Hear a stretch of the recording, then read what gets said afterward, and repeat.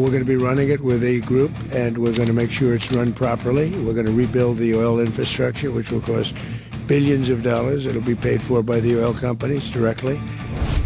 Oke, jadi di tengah ketegangan setelah penangkapan Presiden Venezuela Nicolas Maduro, kini justru muncul ancaman baru bos yang bikin banyak negara menelan ludah nih. Pasalnya Amerika kemarin secara terbuka memberi sinyal bahwa mereka ingin menguasai aset-aset minyak migas Venezuela. Dan disinilah ceritanya mulai jadi serius. Karena negara kita, Indonesia, ternyata punya aset migas yang cukup besar di Venezuela.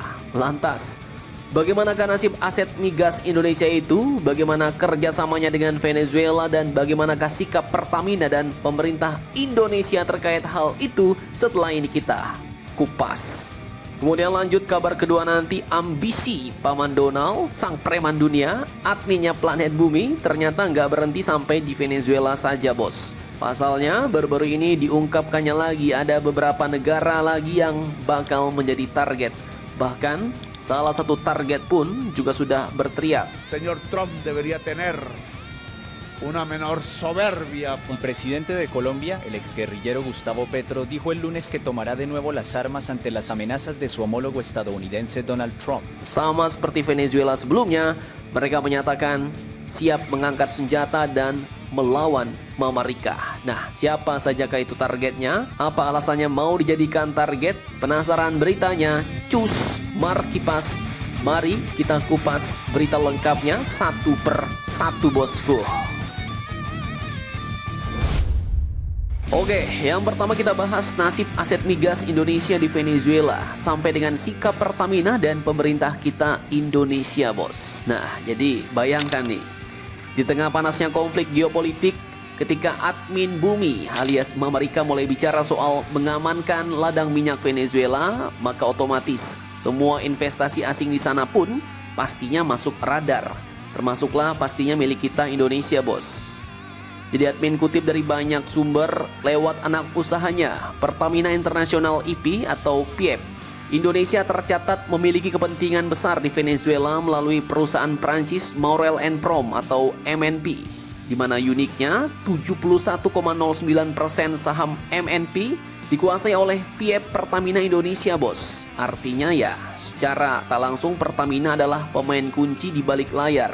Bayangkan, sahamnya aja sampai 71% ya kan. Artinya walaupun dikelola perusahaan Prancis, tapi itu aset-asetnya sebagian besar punya Pertamina. Dan asetnya pun bukan kaleng-kaleng, bos. Pertama ada Petro Regional, Urdaneta West, di mana Pertamina memegang 50% saham dengan kontribusi produksi yang signifikan. Kemudian yang kedua ada Lago Petrol di Blok 7080. Nah, di sini meski kepemilikannya lebih kecil, tapi tetap menjadi bagian penting dari portofolio migas Indonesia di Amerika Latin.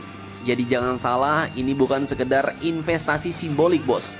Ini aset nyata, ladang minyak nyata, dan semua uangnya nyata. Jadi ketika Amerika mulai bicara soal penguasaan minyak Venezuela, wajar jika muncul pertanyaan-pertanyaan besar, bos. Apakah aset Pertamina aman? Apakah Indonesia bakal terseret pusaran konflik energi global ini? Dan bagaimana sikap resmi Pertamina serta pemerintah Indonesia dalam menghadapi tekanan raksasa seperti Paman Donald? Simak videonya sampai habis, bosku.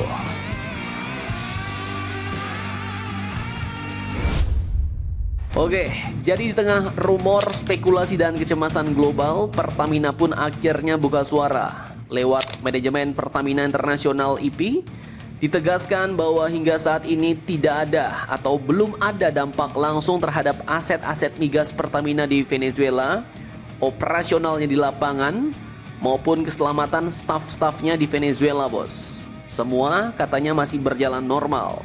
Tidak ada gangguan, tidak ada pengambil alihan, setidaknya untuk saat ini.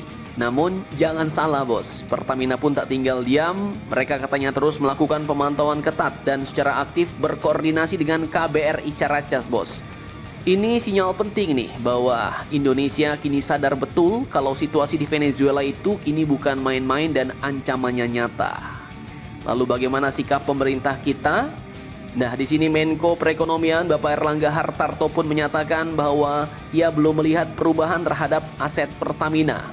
Tapi ia juga jujur mengakui satu hal yang cukup krusial nih bos, yaitu kerjasama antar pemerintah Indonesia dengan Venezuela berpotensi terdampak karena kini pemerintahannya telah berubah katanya. Kalian ingat sebelumnya Indonesia dan Venezuela sudah menaikkan MOU kerjasama migas di tahun 2024 lalu. Isinya ambisius bos, mulai dari hulu migas, enhanced oil recovery, teknologi energi bersih sampai dengan carbon capture. Masalahnya MOU itu ditandatangani dengan rezim yang lama, rezimnya Nicolas Maduro. Dan kini setelah invasi dan perubahan kekuasaan, nah semua perjanjian itu pun jadinya berada di zona abu-abu bos. Memang sih perjanjiannya masih hidup, tapi kita nggak tahu nanti bisa juga direvisi oleh pemerintah yang baru, bisa juga dibatalkan, atau yang paling parah bisa juga diambil alih paksa pula sama penguasa yang baru ya kan. Jadi untuk saat ini kesimpulannya jelas bos, Indonesia belum terkena dampak langsung, tapi badai belum sepenuhnya berlalu. Di dunia energi global ketika minyak sudah bicara, maka politik dan kedaulatan seringkali jadi nomor 2. Bahkan sering ada yang menyambut dengan kata welcome to democracy. Nah, jadi untuk Pertamina memang sekarang masih aman bos, tapi di arena geopolitik ingat, aman hari ini belum tentu kalian aman besok. Jadi tetaplah waspada.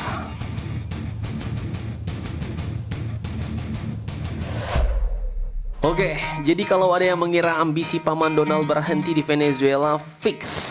Lo salah besar bos. Admin kutip dari beberapa sumber berita berikut. Setelah dunia dibuat terdiam oleh operasi militer Amerika yang menjatuhkan Nicolas Maduro, nah sang admin planet bumi ini justru makin terang-terangan bos, membuka peta target berikutnya, seolah mau bilang ke dunia, kami belum selesai bos. Lewat pernyataan-pernyataan kerasnya, Donald Trump pun mengirim sinyal jelas bahwa Venezuela sepertinya hanyalah pembuka. Karena setelah itu muncul 3 nama besar yang langsung bikin suhu geopolitik makin panas nih bos, yaitu Greenland, Kuba, dan Kolombia. Nah 3 nama ini pun diucapkan pula oleh Paman Donald.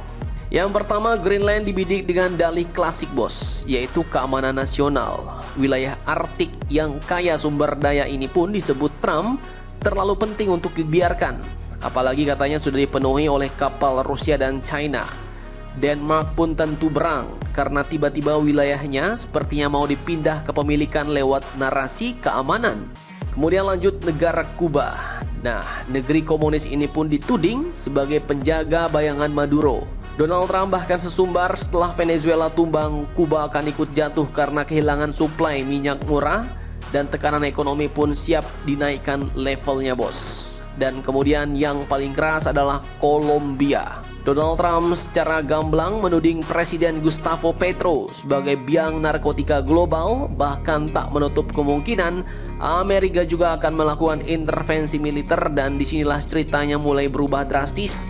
Presiden Petro tak gentar, ia menolak tuduhan dan dengan nada dingin tapi tajam menyatakan jika Amerika menyerang, Kolombia siap melawan. Bahkan lebih jauh, Petro mengatakan rakyat bisa berubah menjadi ribuan gerilyawan dan demi tanah air ia siap angkat senjata kembali. Jadi pertanyaannya sekarang bukan lagi siapa target berikutnya bos, tapi seberapa jauh sang admin bumi ini siap memainkan peran sebagai preman dunia baru yang lebih sangar.